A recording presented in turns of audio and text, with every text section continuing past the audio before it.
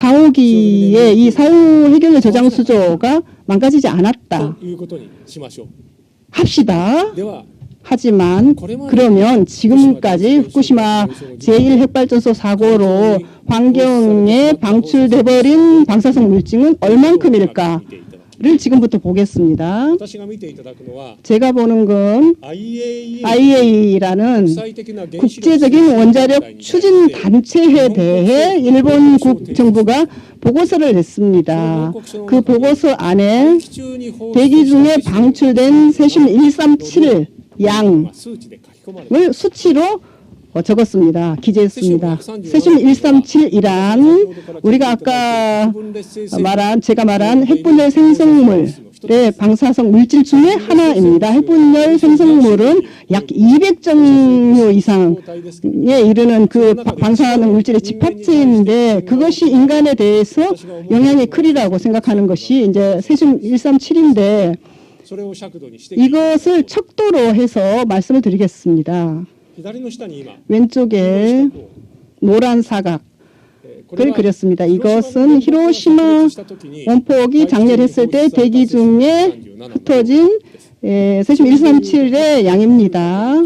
8.9 곱하기 10의 13승 100g이란 양인데 이거는 뭐 감각적으로 안 오지요. 이것이 요 네모 크기라고 생각을 합시다. 하지만 후쿠시마 제1핵발전소 사고로 방출된 방사능 양은 요만큼입니다. 1호기, 우선 1호기 히로시마 원폭의 세슘 137의 6개에서 8개 분량의 이라고 일본 정부가 말합니다. 하지만 그런데 어마어마하게 엄청난 것이 2호기에서 나온 거. 건물의 그 철골까지도 망가져들인 3호기도 이 정도인데 1호기에서 3호기 다 운전 중인데 히로시마 원폭에서 흩뿌린 방사능에 비하면 어마어마한 168발분의 양입니다. 일본 정부가 이렇게 말합니다. 하지만 저는 168분이라고 하는 것이 이것이 과소평가라고 생각합니다. 왜냐하면 일본 정부는 지금까지 핵발전소란 안전하고 절대 사고를 일으키지 않는다고 말해온 장본인입니다. 후쿠시마 사고에 대해서도 이 발전소는 안전하다고 이렇게 억지를 부렸습니다. 맹렬히 큰 책임이 있는 사람들인데 저는 책임이라는 말조차도 너무 느슨한 말이라고 생각합니다. 범죄라고 말해야 한다고 생각합니다. 범죄자가 자기 죄를 솔직하게 신고하려고 하지 않습니다. 자기 죄를 어쨌든지 가볍게 하려고 하죠. 그래서 신고한 게 히로시마 원폭의 168발분이라고 얘기를 한 겁니다. 히로시마 원폭이 흩뿌린 방사능의 168개분이란 것은 이것은 상상을 불허하는 양인데도 이것도 하지만 이것조차도 과소평가. 아마 이거의 2배, 3배 정도의 방사능 양이 흩뿌려졌을 거라고 흩뿌려진 것입니다. 그래서 이렇게 대기 중으로 방출된 방사성 물질이 도대체 어떻게 되었나인데요. 여기 한국도 일본도 북반구 온대 지역에 뿌려졌습니다. 그 편서풍이 불고 있습니다. 저는 오늘 일본 오사카 근처에서 비행기를 타고 서울까지 날아왔습니다. 어떻게 말하냐면 동쪽에서 서쪽으로 왔습니다. 비행 시간은 1시간 50분 걸렸습니다. 내일 제가 오사카 돌아가는데 이번에는 서에서 동쪽으로 가는데 예정 비행 시간은 1시간 40분입니다. 그러니까 서에서 동쪽으로 갈 때는 비행기가 더 빨리 갑니다. 왜냐하면 편서풍이 그만큼 맹렬하기 때문입니다. 그럼 후쿠시마 발전소에서 나온 방사능은 어떻게 되었을까요? 이렇게 됐습니다.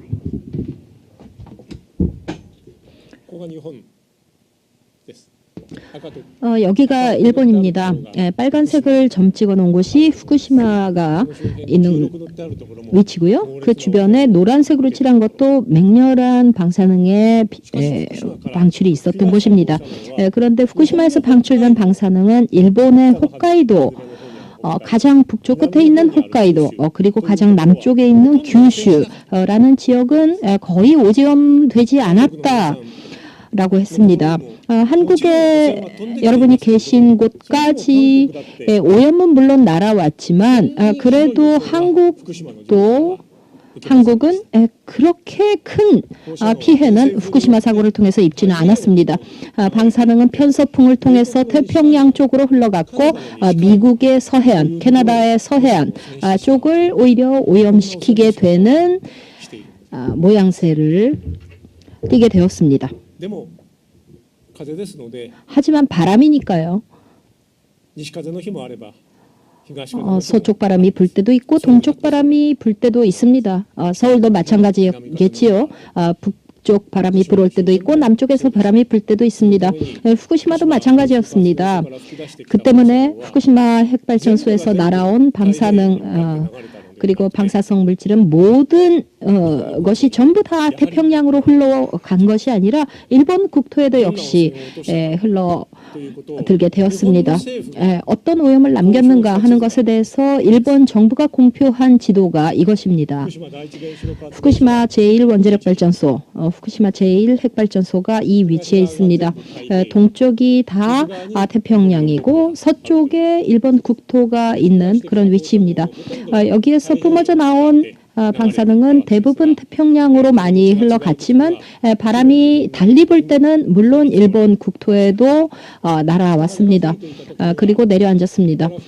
북쪽 바람이 불었을 때 여기에서 나온 방사성 물질은 남쪽으로 흘러갔고 후쿠시마 쪽 태평양 방향으로 농밀한 오염을 떨어뜨렸습니다. 낙진시켰습니다. 어떤 때는 남쪽에서 바람이 불어와서 그 방사능 구름이 북서쪽으로 흘러갔습니다. 빨강, 노랑, 초록이라고 색칠된 것을 보시면 아시겠지만 정말 극심한 오염지대가 되었습니다.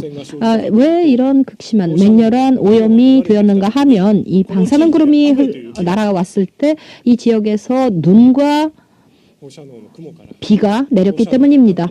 방사능 구름에서 방사능이 마치 씻겨 내려지는 형태로 대지에 내려앉은 것입니다.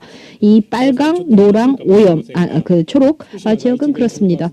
잘 안 보이실지 모르겠습니다만 후쿠시마 제1원전을 중심으로 해서 동심원이 점선으로 이중으로 그려져 있습니다. 이 점선은 안쪽이 이 반경 20km이고 바깥 그 점선 원은 반경 30km입니다. 안쪽에 있는 원 안에 있는 사람들에게는 이 사고가 발생했으므로 피난을 위한 버스를 보내겠다. 그 버스를 타고 피난소로 가시오. 라는 지시를 내렸던 것이 이 핵발전소 반경 20km였습니다. 그 밖에 있는 반경 30km 이내 사람들에게는 사고가 발생했으므로 집안에 머무르십시오. 혹은 도망치고 싶은 사람은 자력으로 도망가시오. 라고 하였습니다. 하지만 당시 사고가 발생했을 때는 너무나 당연한 일이지만 거대한 지진이 발생했고 거대한 쓰나미가 덮쳐왔기 때문에 모든 전기가 끊어졌습니다. 모든 상점은 문을 닫았고 모든 주유소는 닫았습니다. 도망가라 해도 대부분의 사람은 도망갈 수가 없었을 것입니다. 일본 정부가 피난하라고 지시 내린 사람들은 불과 이 정도 범위의 사람들이었지만 오염지대는 그에 머무르지 않았습니다. 40km, 50km 떨어진 곳까지도 극심한 오염이 흘러갔습니다. 주민들은 아무런 경고도 받지 못한 채로 피폭을 하였습니다.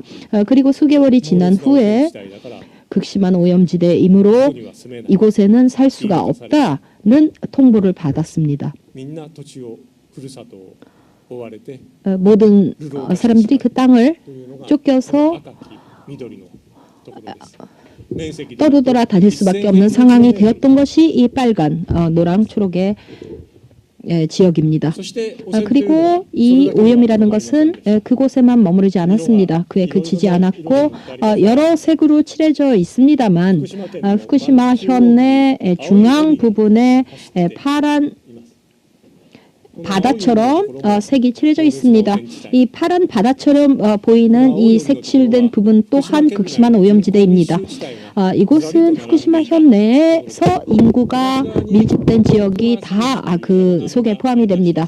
아부쿠마섬이라는 거리가 있었고 큰 산맥이 또한 한쪽에 있어서 양쪽에 산으로 둘러싸인 평지에서 많은 사람들이 살고 있었는데 그곳을 방사능 구름이 훑어내려가듯이 오염을 시켰던 게 이 파란 지역입니다.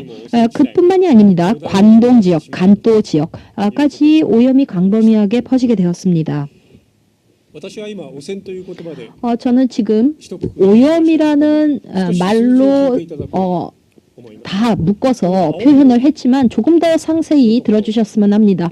이 파란색 부분을 제대로 들여다보면 이 파란색도 두 종류 혹은 조금씩 색깔 차이가 있는 걸 아실 것 같습니다. 그 흐린 파란색이 있고 또 진한 파란색이 있습니다. 이 안쪽에 흐린 파란색은 오염이 더 강한 곳입니다. 1평방미터당 10만 베크렐에서 30만 베크렐 세슘이 낙진했다고 일본 정부가 말하고 있습니다. 그리고 진한 파랑은 1평방미터당 60만 베크렐에서 100만 베크렐의 방사능이 낙진했다고 일본 정부가 얘기하고 있습니다. 하지만 여러분 그런 숫자를 들어도 뭔가 감이 안 오시죠? 그래서 제가 비교할 수 있는 예를 소개드리고자 합니다. 저는 일본의 교토대학이라는 대학에서 일하고 있습니다. 이 교토대학 안에서도 특히 원자로 실험소라고 하는 곳, 그 모두의 제 소개에서도 언급해졌지만 원자로 실험소를 가지고 있는 그 특수한 연구소에서 제가 일을 하고 있습니다. 10만 평이라는 상당히 그 광대한 면적 안에 원자로가 있습니다. 그리고 많은 건물이 그 안에 있습니다. 그런데 그 광대한 건물 안에서 어디서든 방사능을 취급해도 되냐면 그렇지는 않습니다. 방사능을 취급해도 좋다고 허용되는 것은 대단히 제한적인 범위입니다. 저희들이 방사선 관리 구역이라고 부르고 있는 곳에서밖에 방사선을 취급해서는 안 됩니다. 저처럼 특수한 일을 하고 있는 직장에서도 그런 상태이고요. 여러분들 그냥 일반인 여러분들은 방사선 관리구역 안에 들어설 수가 없고 저 같은 사람만 제한된 사람만 들어갈 수 있는 게 방사선 관리구역인데 그런 저도 방사선 관리구역에 발을 들여놓자마자 물을 마시는 것도 허용되지 않고요. 음식을 먹는 것도 안 되고 그 안에서 자는 것도 물론 안 됩니다. 일이 끝나자마자 빨리 재빨리 나오라 하고 정해져 있는 것이 그 방사선 관리 구역인데 그 구역은 문이 있고 늘 닫혀 있습니다. 그 문을 열기 위해서는 한 절차를 밟아야 합니다. 제가 방사선 관리구역 안에서 일을 했다고 치면 제 손이 더러워졌을지도 모른다. 내 옷이 오염됐을지도 모른다.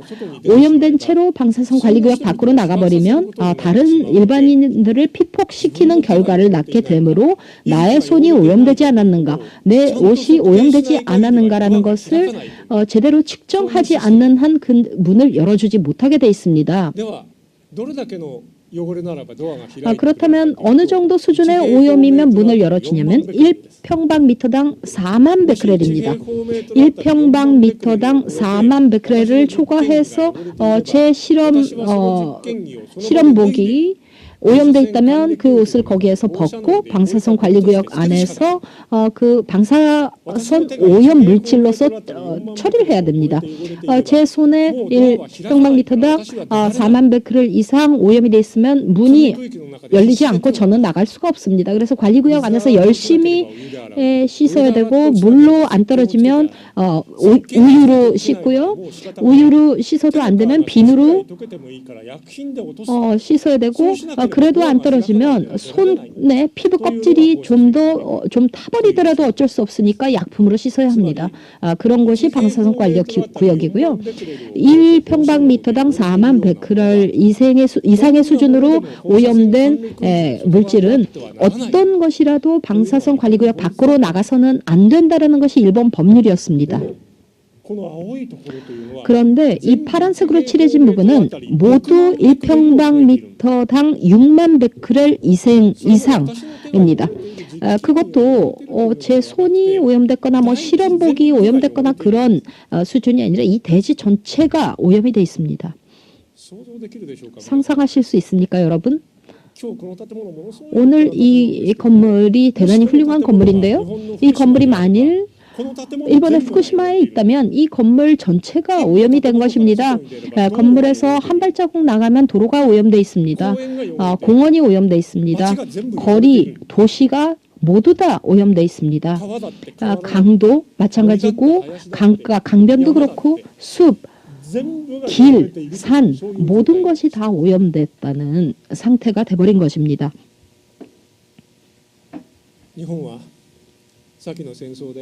일본은 아시아 태평양 전쟁 2차 대전에서 패전하였습니다.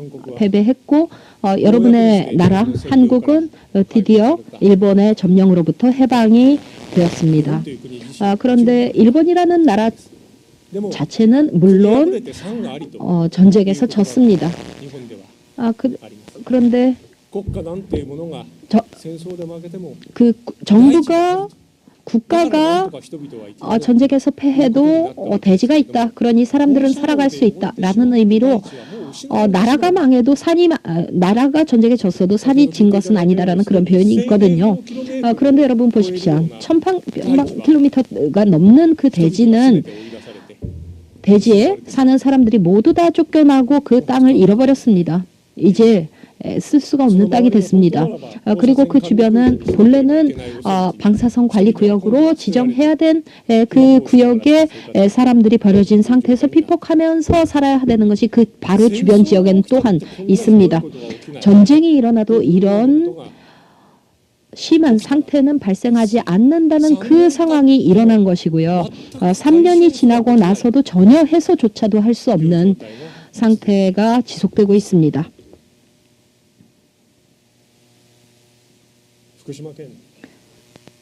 후쿠시마현은 이 위치입니다만 후쿠시마 현의 동쪽의 반 그리고 관동 지역, 관도 지역 그리고 도쿄 이 지역까지 방사선 관리 구역으로 설정해야 될 만큼의 오염을 보게 된 것입니다.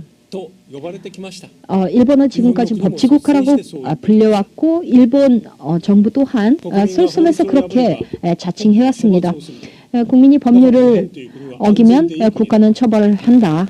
그러므로 일본은 안전하고 좋은 나라다라고 국가가 이야기했습니다. 그렇다면 법률을 지키는 그 국가가 국가가 법률을 지키는 것은 최소한의 의무라고 생각합니다. 그 전에는 피폭에 관련한 법률이 많이 있었습니다. 예를 들어서 일본에 있는 일반인들은 1년간 1mSv 이상의 피폭을 해서는 안 되고 또 그렇게 피폭을 당하도록 해서도 안 된다는 법률이 있습니다. 그런데 지금 1제곱미터당 4만 베크렐을 넘는 수준의 방사능으로 그 오염된 물질은 무슨 일이 있어도 관리구역 외로 반출해서는 안 된다는 그런 법률이 있었거든요. 그런데 지금까지 말씀드렸듯이 일본국 정부, 일본이라는 나라 자체가 너무나 심한 수준으로 오염이 돼버린 것입니다. 그랬을 때 일본 정부가 어떻게 했겠습니까? 제가 아까 범죄자라고 그들을 불렀습니다만 이 범죄자인 그들은 자신들이 정한 그 법률 일체를 휴지 조각으로 만들어버렸습니다. 채플린이라는 영화 감독을 여러분들 아시리라 믿습니다. 정말 수많은 훌륭한 영화를 남겨준 사람입니다. 이 채플린이 2차 대전 이후에 살인광시대라는 영화를 남겼습니다. 그 대전에서 많은 사람들이 죽임당했다. 국가의 이름 하에서 수십만 명의 사람들이 죽임당했다. 상황이 있었는데요. 그것을 둘러싸고 그 전쟁이 끝난 후에 만든 영화입니다. 한 사람이 누군가를 죽이면 처벌을 당한다는 그런 영화입니다만 영어로는 이런 대사를 주인공이 말합니다. 일본어로 한국어로 여기 써 있지요. 한 명 죽이면 악당이다.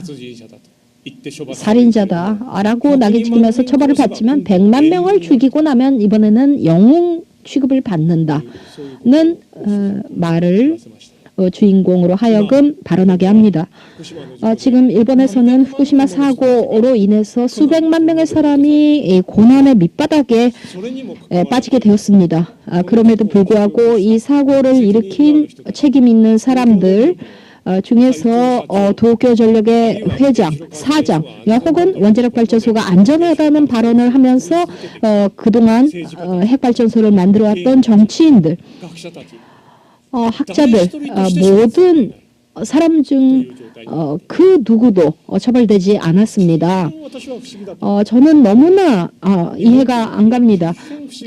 정말 이상한 나라다, 일본이라는 나라가. 그렇게 생각합니다. 도대체 앞으로 무슨 일이 일어날까인데요. 도쿄전력이 적고 있는 사고 수습 목표라는 계획이 있는데요.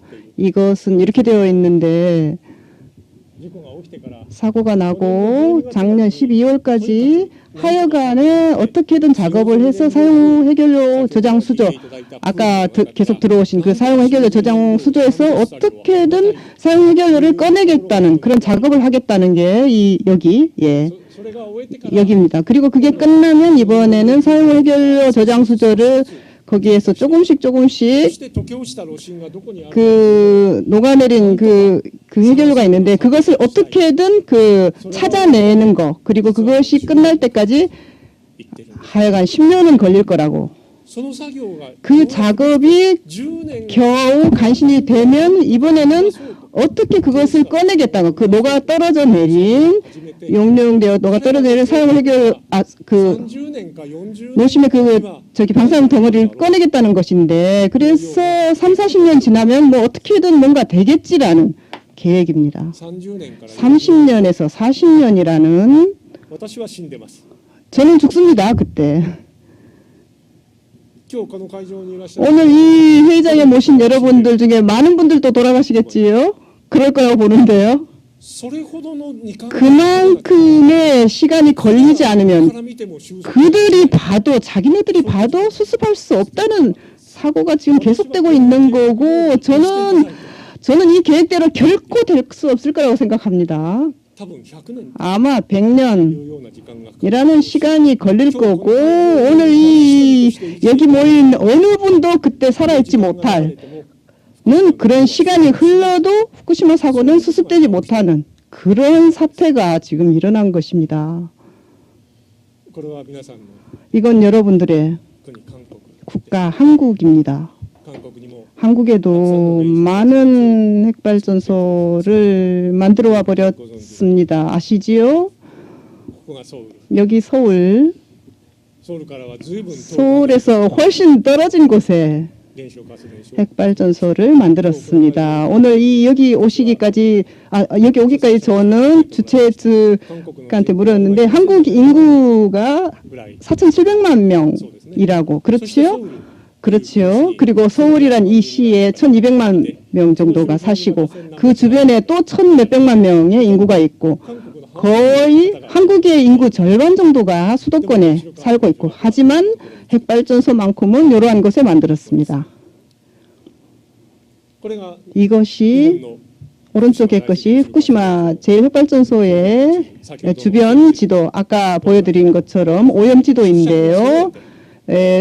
척도를 똑같이 해서 이렇게 보면 이런 식으로 그 제1핵발전소 사고로 저렇게 광대한 지역이 이 사진으로 이 지도를 보면 얼마나 넓은 지역인지 아시겠죠? 저는 이 사진을 좀 장난을 치고 싶은데요. 이 핵발전소를 한국 ここに重ねて 핵발전소, 요 영광 핵발전소에다 겹쳐봤습니다. 그랬더니 서울이라고 해도 오염지대가 돼버립니다. 韓国の人たち 한국 사람들도 핵발전소를 도시에서 떨어뜨리고 싶었겠지만 만약 사고가 나버리면 場合によっては 경우에 따라서는 이 서울조차도 맹렬한 오염지대로 돼버릴 것입니다. 핵발전소란 것은 이러한 것이라고 여러분도 아시겠지요? 알길 바랍니다.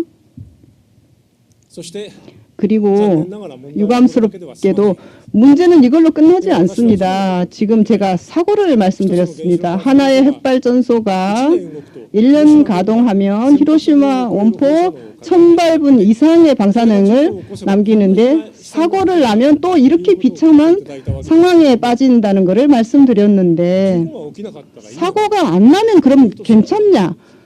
그건 아닙니다. 사고가 안 났다고 해도 방사능 물질을 계속 만드는 것 사실 자체는 끝나지 않는 거고 만들어버린 방사성 물질은 지울 수가 없는 채로 남게 됩니다.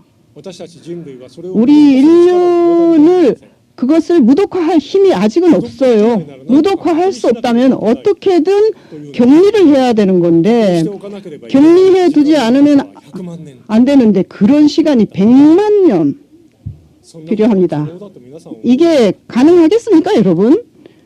日本の国は 일본 국가는 자신들이 만든 방사성 물질, 핵분열 どっか地面の底 물질을 뭔가 땅 밑에 묻으면 된다고 言っています 이런 식으로 말하고 있습니다. 하지만 그게 가능한 토지가 皆さんの国韓国 여러분 나라 한국에, 일본에 でしょうか 있다고 생각하시나요?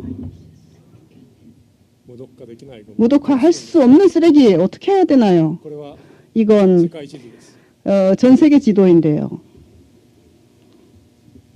赤い丸がたくさん打ってありますが 빨간 동그라미가 大きな 많은데 地震が起きた 이것이 그 전 세계에서 지도가 많이 일어난 것을 이제 빨간 걸로 分かっていただけると思いますが 아시겠지만 地球という星 이 は 지구라고 하는 별은 지구상 어디에서도 지진이 나는 건 아니에요. 지진이 일어나는 곳은 굉장히 제한적인 장소에서밖에 일어나지 않습니다.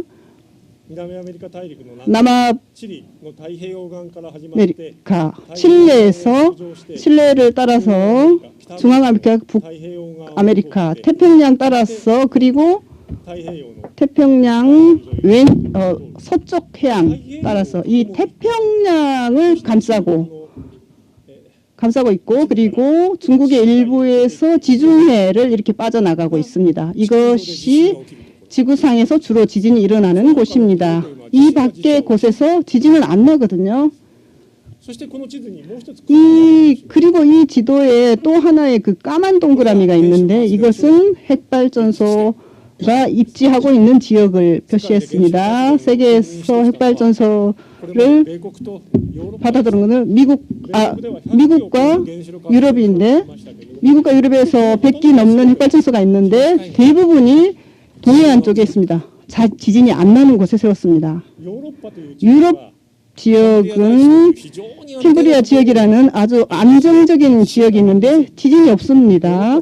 유럽 사람들한테 물어보세요. 지진 같은 거 몰라요, そう 다들. いうところだから原子 그런 곳이기 때문에 핵발전소를 세울 수 있었다.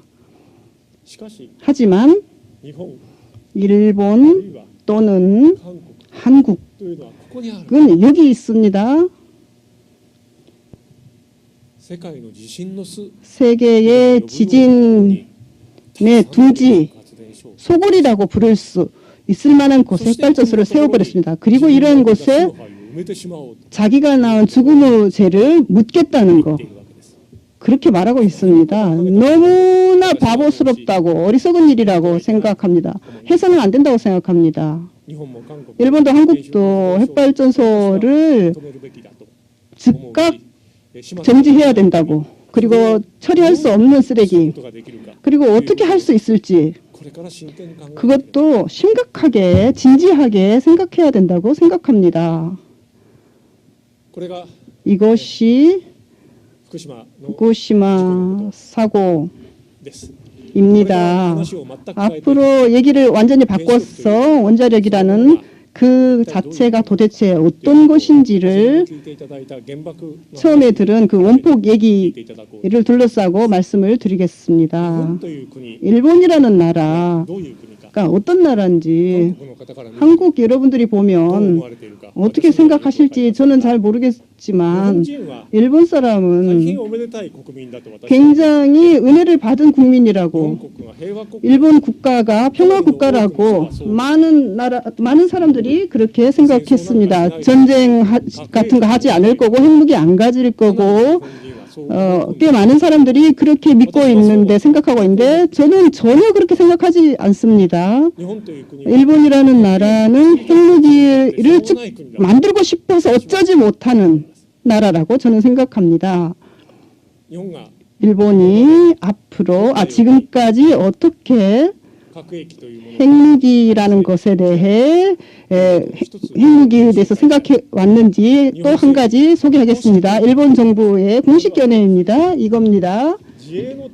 자유를 위한 필요 최소 한도를 넘지 않는 전력을 유지하는 것은 헌법에도 금지되어 있지 않다. 따라서 이런 한도에 머무는 한 핵무기든 통상 무기든 불문하고 이것을 유지하는 것을 금하는 것이 아니다. 좋습니까? 일본 정부가 자유의 범위라면 핵무기를 가져도 된다는 공식적으로 말하고 있습니다. 쭉 이렇게 말해왔습니다. 그리고 어떤 때는 이러한 하나의 문장을 만들었습니다. 1969년 일인데 일본 외무성에 있는 외교정책위원회 특별한 위원회가 이러한 표시의 보고서를 만들었는데 극비라는 그 도장을 스탬프를 찍어서 계속 비밀로 해왔는데 최근에 이것이 공개되게 되었습니다. 이 극비라고 해서 어떻게 여기다 적어놨냐면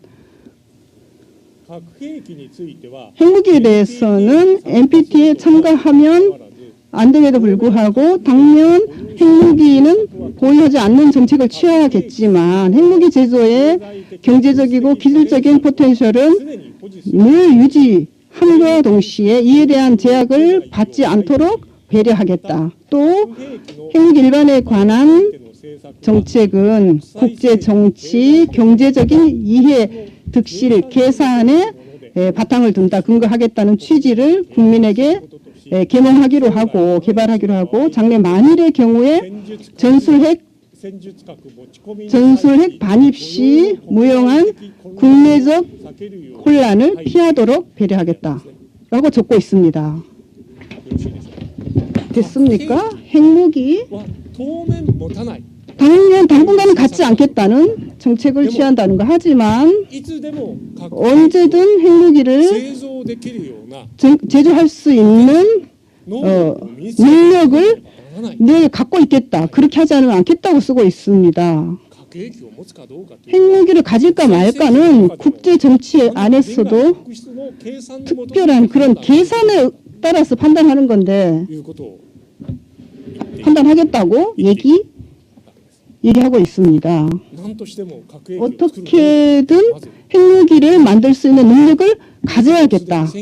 이것을 이미 1969년에 그 시점에 일본 정부가 제대로 생각하고 그걸 해온 겁니다. 추진해온 겁니다. 그리고 최근 들어서 일본에 있는 원자력 기본법이라는 것이 개정되었습니다. 이 원자력 기본법은 일본이 원자력을 추진함에 있어서 기본적으로 취하는 입장에 대해서 표명을 한 것인데, 제일 처음에는 이렇게 썼습니다. 원자력 이용은 평화 목적에 한해서 즉 군사적으로 써서 안 된다라고 쓴 것이죠. 평화 목적에 한해서 안전 확보의 취지에서 민주적 운영 하에서 자주적으로 일을 하기로 하고 그 성과를 공개하고 자발적으로 국제 협력에 공헌하기로 한다고 썼습니다.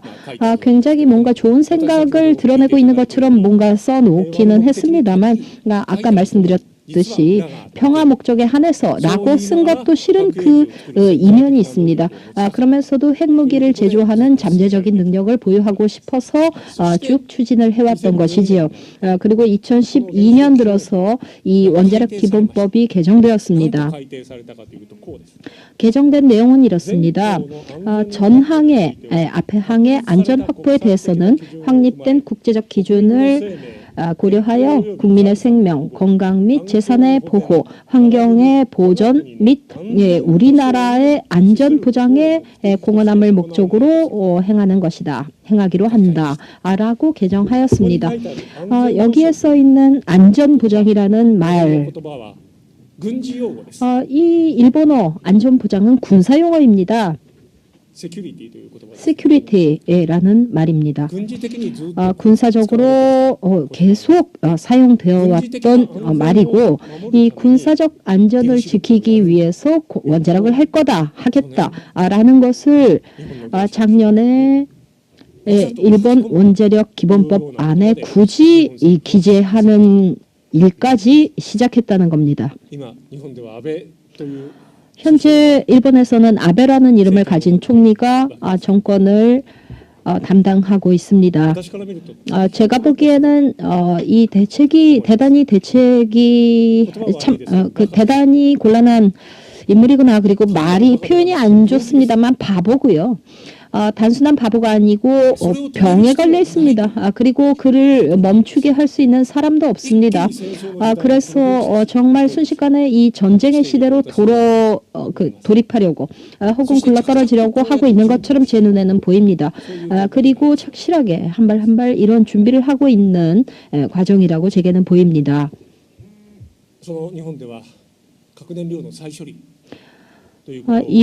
일본에서는 사용 해결료 재처리를 어떻게 해서든 추진하자는 생각하에서 행동을 해왔고 앞으로도 해나가려 하고 있습니다. 일본이라는 나라에서의 현실을 여러분들이 조금 이해하시기 어려우실지 모르겠습니다만 원자력이라는 용어와 핵이라는 말, 그 양쪽이 다 쓰이고 있습니다. 핵이라는 말은 핵실험이라든가 일본에서는 핵무기라든가 하는 군사용어로 사용이 되고 있고 원자력이라는 말은 원자력 발전이라든가 원자력의 평화이용이라는 식으로 그것이 마치 평화적인 수단으로 쓰이고 있는 것처럼 보이게 하는 맥락으로 두 단어가 구별돼서 사용되고 있습니다. 일본의 사람들은 그 속임수에 넘어가서 일본이라는 나라가 평화로운 나라로 계속 믿어왔습니다. 한국에서는 핵이라는 말이 같이 쓰이기도 하고 원자력 발전소가 아니라 핵발전소라고 부르시는 거라 생각합니다. 물론 그것은 동일한 것이고요. 일본이라는 나라에서는 평화이용이라고 이야기를 하면서도 실은 꾸준히 핵무기를 제조할 수 있는 능력을 겸비하고 싶어서 오늘날까지 달려왔습니다. 그리고 최종적인 그 완성, 마무리가 핵 재처리 공장이라는 부분에 있습니다. 오늘날 세계에는 유엔이라는 조직이 지배하고 있습니다. 유엔이라는 조직은 영어로 표현하면 United Nations입니다. 제대로 번역을 하면 일본어로 제대로 번역을 하면 연합국이라는 단어가 표현이 돼야 할 것입니다. 아까 독일, 이탈리아를 상대로 전쟁에서 싸웠던 수십국에 이르는 그 나라들의 집합체가 United Nations, 연합국이었던 셈입니다. 그 수십 개국의 나라 중 유엔 상임이사국이 될 수 있었던 나라는 미국, 러시아, 영국, 프랑스, 중국이라는 5개국이었습니다. 이 5나라만이 왜 상임이사국이 되었고 세계를 지배할 수 있는 손을 쥘 수 있었는가 하면 그 나라만이 핵무기를 보유하고 있었기 때문입니다. 다시 말해서 지금의 세계는 핵무기를 보유하는 것이 세계를 지배하기 위한 근원적인 힘이 되고 있는 것이 지금 세계 현실입니다. 그래서 이 다른 나라는 핵무기를 만들지 못하게 하고 자기만 핵무기를 보유하고자 하는 나라가 IAEA를 만들고 NPT 조약을 만들어서 세계를 지배하려 해왔습니다. 하지만 그 지배의 틀을 뚫고 핵무기를 보유한 나라 몇 개국이 있습니다. 인도, 파키스탄 혹은 여러분들의 동포인 조선민주주의 인민공화국 또한 핵무기를 보유했다고 이야기를 하고 있습니다. 그리고 그렇다면 한편 일본은 어떻습니까? 저는 제일 모두에서 핵무기를 만들기 위한 기술이 3가지라고 말씀드렸습니다. 핵분열성 우라늄을 농축하는 기술, 그리고 원자로, 그리고 원자로에서 만든 플루토늄을 추출하는 제철이라는 기술. 이 3가지 기술이 핵무기를 만드는 핵심적인 3가지 기술이라고 말씀드렸습니다만 이 핵심적인 3기술을 핵 보유국이 아닌 나라 중에서 가지고 있는 나라는 일본입니다. 평화적 이용이라고 표현을 하면서도 정말 꾸준히 핵무기 제조 능력을 보유하게 된 대단히 위험한 나라가 저의 나라 일본입니다.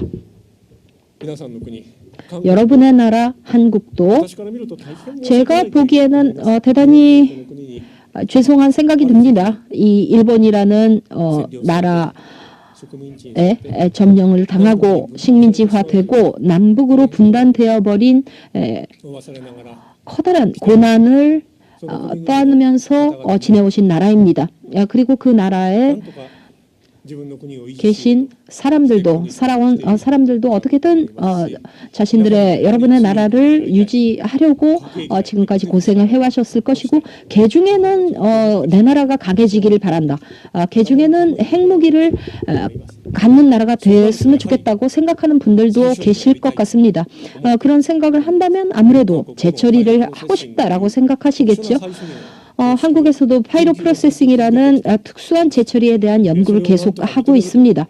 그리고 그것을 어떻게든 인정해 주기 바란다고 한미 원자력 협정에서 이야기를 했고 그것이 아마 올해 기한이 다 만료되는 것으로 아는데 기한이 만료될 때 미국에게 인정하도록 하기를 바라는 것인데 한국은 미국이 그에 대해서 수긍하지 않고 재처리를 한국에 인정해 줄 수 없다라고 이야기를 하고 있는 것이 한미의 상황이어서 한미 원자력 협정의 개정을 2년 동안 그래서 연기하기로 했다는 것으로 듣고 있습니다.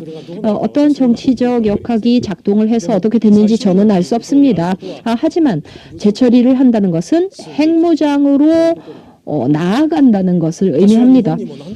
저는 일본에 대해서도 어떻게든 핵 재처리를 중단시키고 싶습니다. 물론 핵 발전, 원자력 발전도 중단시키고 싶습니다. 그리고 한국이라는 여러분의 이 나라에서도 원자력 발전은 이제 안 해주셨으면 좋겠고 재처리에는 절대로 손을 대지 말아주셨으면 하는 바람을 안고 있습니다. 제가 시간을 상당히 지금까지 많이 사용을 했는데요. 이 재처리라는 것이 얼마나 안 좋은 것인지를 마지막으로 말씀드리고자 합니다. 지금 보고 계신 것은 원자력 발전소의 원자로 안에서 사용하고 있는 연료입니다. 오른쪽에 있는 것이 핵연료 집합체라고 불리고 있는 것입니다. 이 집합체는 왼쪽에 하나 꺼낸 이 핵연료봉, 연료봉이라고 부른 이 연료봉을 이렇게 하나 집합으로 합해놓은 것이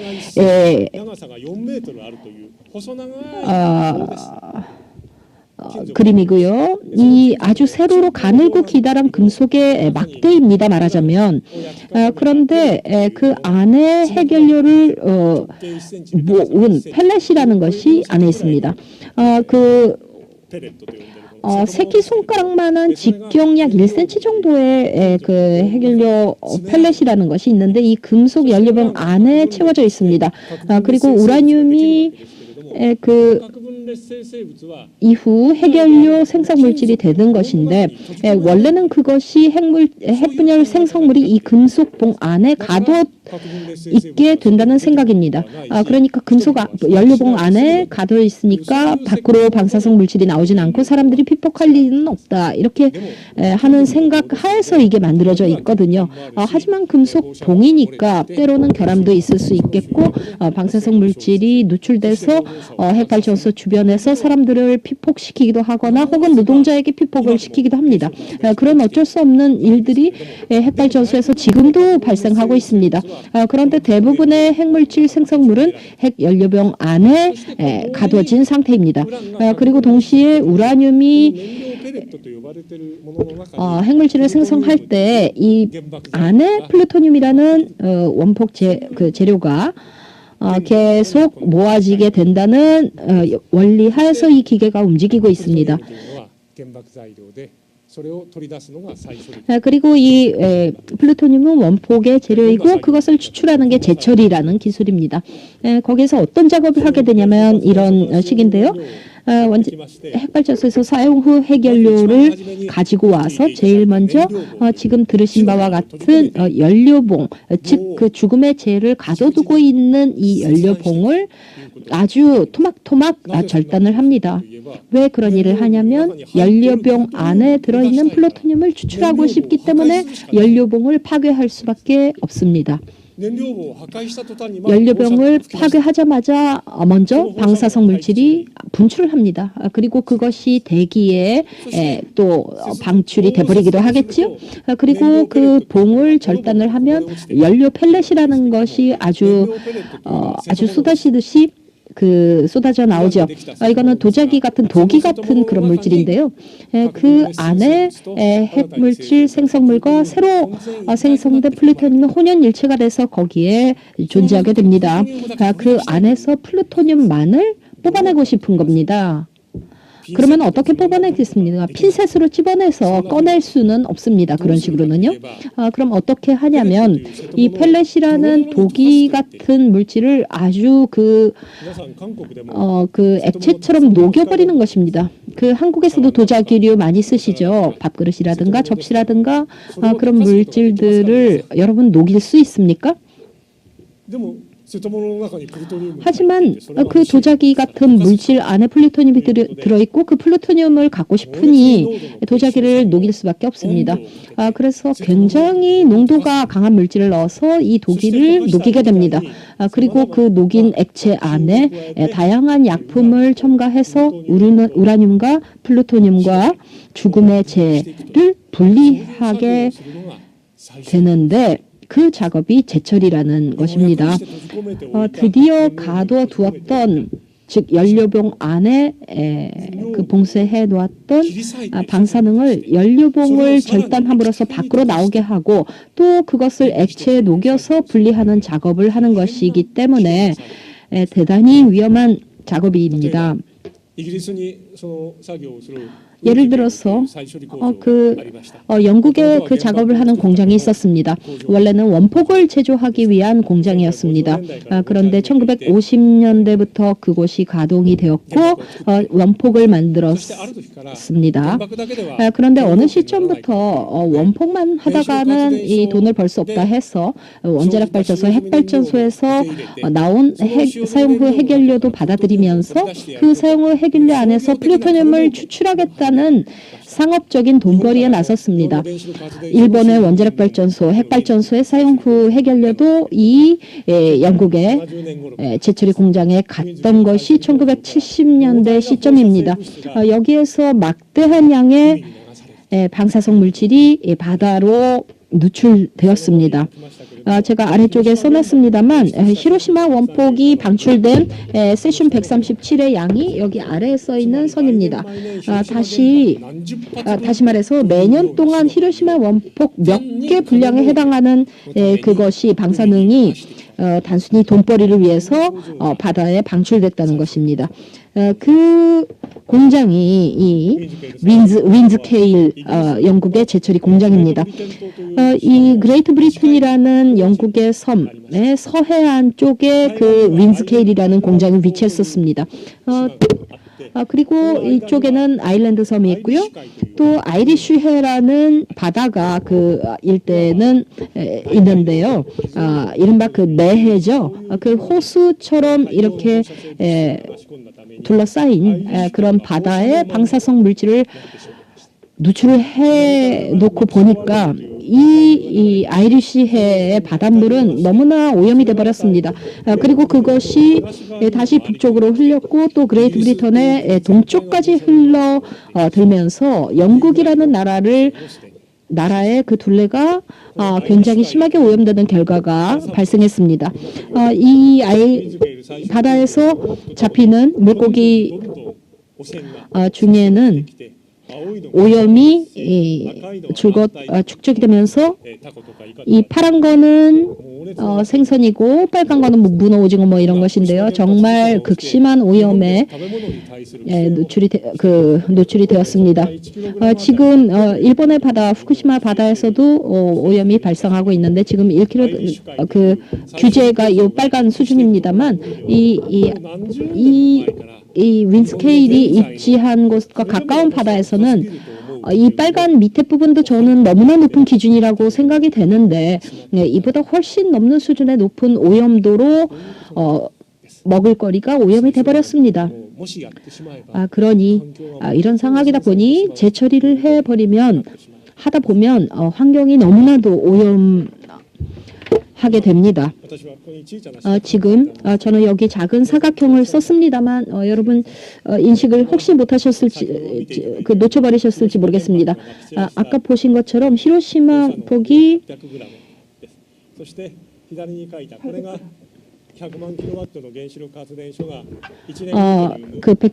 그 히로시마 원폭의 168개에 해당되는 것이 있고요.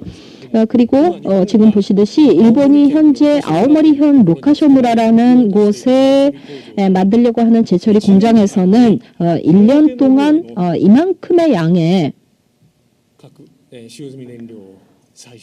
사용 후 해결료를 재처리하겠다고 하고 있습니다. 이 핵발전소, 원자력 발전소에서는 연료봉이라는 금속 막대 안에 가둬두고 있었던 것이 있지만 이 연료봉을 절단을 해서 정말 그 액체처럼 녹인 상태에서 작업을 해 나가니 방사성 물질이 엄청나게 방출을 하겠지요. 이런 재처리를 하다 보면 그 극심한 오염이 있으리라는 것은 쉽게 예상할 수 있습니다. 저는 그래서 일본에서 지금까지 이 재처리를 중단하게 하려고 지금까지 일해왔습니다. 이런 재처리 공장을 가동을 시켜도 전혀 경제적으로 득이 되지 않습니다.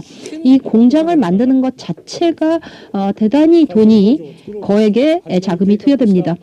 제일 처음 이 공장을 계획했던 당초에는 7,600억 엔이 소요되리라고 예상을 하면서 작업을 했는데 조금 시간이 지나고 나니까 그 정도 가지고는 안 되겠다. 1조 8,800억 엔으로 해야 한다. 그리고 조금 시간이 또 지나고 나니까 돈이 더 든다 하는 이야기로 부풀어 가면서 시간이 지나면 지날수록 제철이 공장을 건설하는 데에 돈이 더 드는 것으로 드러났고 지금 현재 이만큼의 금액으로 부풀어 오르고 말았습니다. 만드는 것만 해도 이 정도의 자금이 드는데 이것을 후에 부수기 위해서는 폐기하기 위해서는 더 많은 막대한 자금이 소요된다는 것이 일본 역사가 증명하고 있습니다. 정말 이 정도의 금액의 산출이 나왔습니다만 이 정도를 움직여서 그러면 채산이 어느 정도 있겠는가, 채산성이 어떻게 되겠는가 하는 생각을 해봅니다.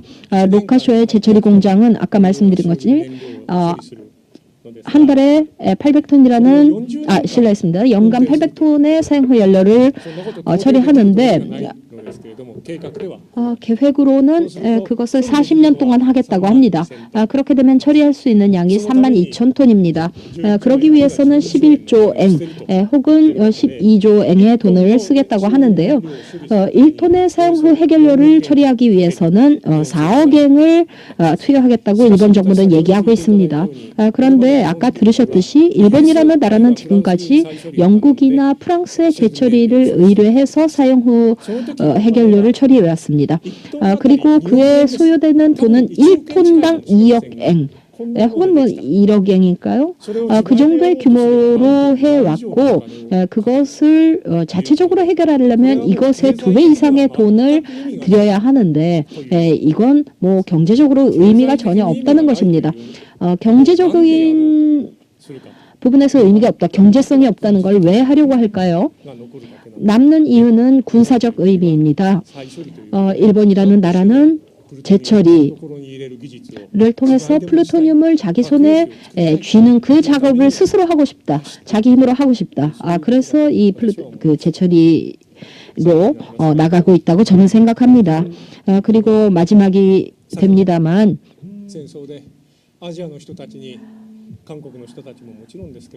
일본이라는 나라는 한국 여러분들께도 물론이고 아시아의 여러 나라 사람들에게 커다란 고난을 강요했습니다.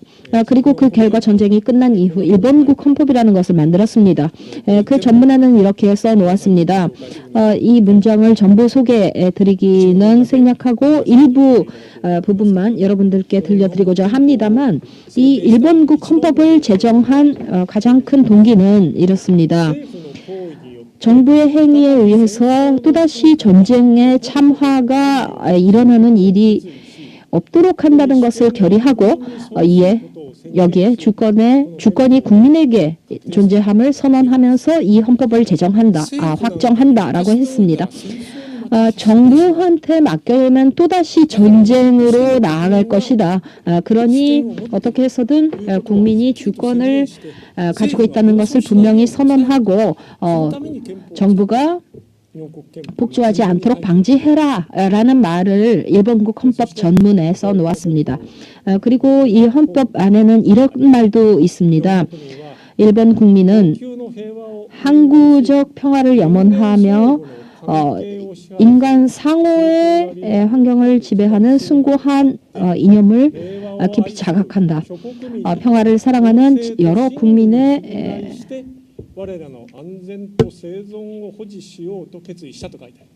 공정과 신의를 신뢰하면서 우리의 안전과 생존을 보유하려고 결의했다고 했습니다. 즉 우리의 안전을 군대를 통해서 유지하려고 생각하지 않는다라는 것입니다. 군대가 아니다.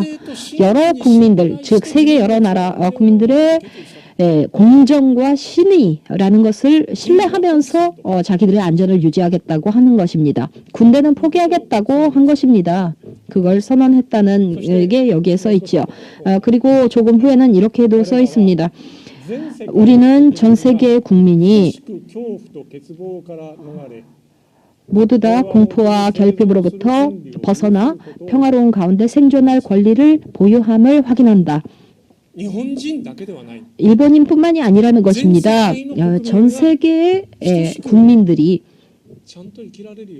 공히 동일하게 마찬가지로 평화롭게 살 수 있게 해야 한다고 이 헌법에서는 썼던 것입니다. 전쟁을 해서는 안 된다. 전쟁으로 이어지는 일을 해서는 안 된다라고 저는 생각합니다. 일본에서 원자력 핵을 지금까지 해왔다는 것은 결정적으로 잘못된 일이라 생각합니다. 한국이라는 여러분의 나라에서도 지금까지는 원자력 핵이라는 것을 추진해 왔고 지금의 정부는 계속 앞으로도 추진하겠다고 이야기하고 계시지만 앞으로는 그런 데서 발을 빼주셨으면 하는 바람입니다. 공존을 위해서 그것이 필요한 과제라 생각합니다. 원자력 핵으로부터 원자력 핵과 결별하는 것이 우리에게 지금 가장 중요한 일이라고 생각합니다. 마치겠습니다. 감사합니다.